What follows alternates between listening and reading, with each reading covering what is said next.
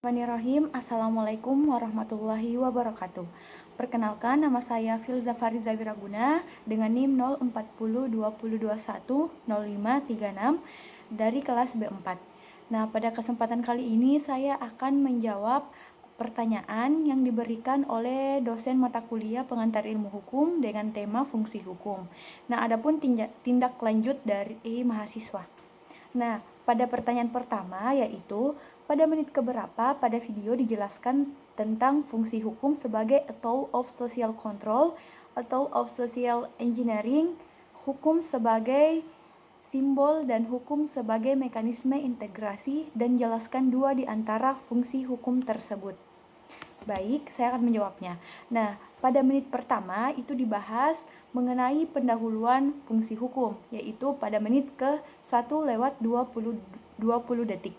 Atau of social control atau biasa disebut dengan pengawasan atau pengendalian sosial.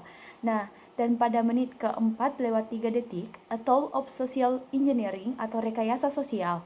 Nah, lalu masuk pada intinya di menit ke-10, yaitu dibahas mengenai a tool of social control yang mencangkup pendapat dari Ahmad Ali di mana fungsi hukum sebagai alat pengendali sosial, dan juga dibahas mengenai faktor terlaksananya fungsi hukum pada menit ke-19:59.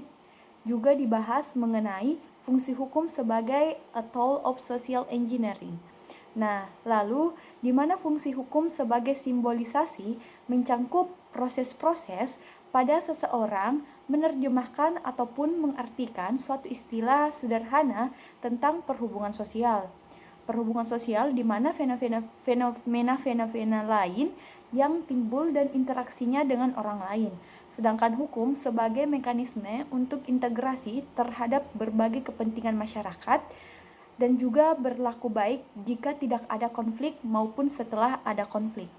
Nah, lalu kita lanjut pada pertanyaan kedua, yaitu bagaimana implementasi a tool of social engineering yang dikemukakan oleh Roscoe Pound. Nah, jadi implementasi oleh Roscoe Pound bahwa a tool of social engineering itu melihat hukum itu sebagai alat perekayasa sosial, di mana hukum itu dapat memberikan dasar bagi kemungkinan yang digunakan. Seperti yang pertama itu adalah mempelajari efek sosial yang nyata dari lembaga serta ajaran-ajaran hukum. Yang kedua ialah memberikan studi sosiologi dalam rangka mempersiapkan perundang-undangan. Yang ketiga ialah melakukan studi tentang bagaimana membuat peraturan perundang-undangan yang efektif dan juga memperhatikan sejarah hukum.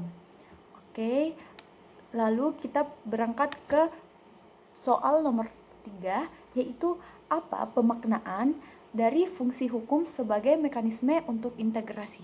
Jadi fungsi hukum sebagai mekanisme untuk integrasi di mana hukum itu harus mampu berintegrasi, hukum itu harus juga memberikan kenyamanan, perlindungan, serta keadilan bagi masyarakat, karena hukum hadir untuk memenuhi kebutuhan masyarakat. Nah, jadi tidak hanya sebagai alat pengendali, namun hukum juga harus sebagai mekanisme integritas, baik itu terjadinya konflik maupun tidak terjadinya konflik. Nah, lalu pertanyaan terakhir yaitu, apakah yang dimaksud dengan hukum sebagai simbol dan berikan contoh yang terjadi pada masyarakat. Nah, jadi fungsi hukum sebagai simbol itu ialah dengan adanya simbol itu akan memudahkan seseorang untuk memahami suatu peristiwa tertentu. Dengan adanya simbol itu juga akan memudahkan penyelesaian terhadap masalah.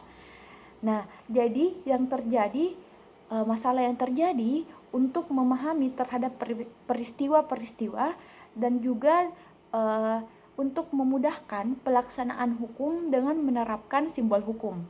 Nah, dengan lain yang tidak bersesuaian. Jadi, contohnya itu seseorang mengasah badik. Lalu setelah mengasah badik, ia berteriak. Kemudian ia memanggil seseorang agar keluar rumah.